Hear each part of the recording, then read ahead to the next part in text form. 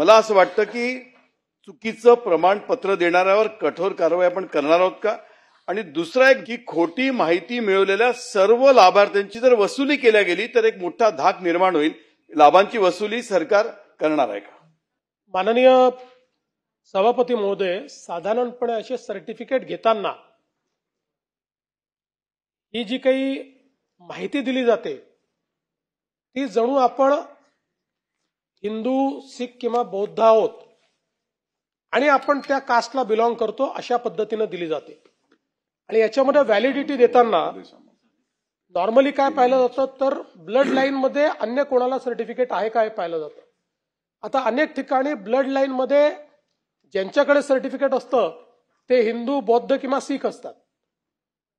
आणि यांनी जसं आपण ज्याला क्रिप्टो ख्रिश्चन या ठिकाणी म्हटलेलं आहे अशा प्रकारे यांनी तो गुप्तपणे धर्म स्वीकारलेला असतो आणि त्या धर्माचं आचरण ते करत असतात. त्यामुळे आता जे काही आपल्या व्हॅलिडिटी कमिटीचे लोक आहेत यांच्याकडे हे कागदपत्र आणि याच्या व्यतिरिक्त एक स्पॉट व्हिजिट, या स्पॉट व्हिजिटमध्ये जर त्यांना असं लक्षात आलं की या ठिकाणी वेगळ्या पद्धतीनं रिलिजन प्रोफेस होते तर त्यांना तो अधिकार आहे आणि ते त्यांनी केलं पाहिजे.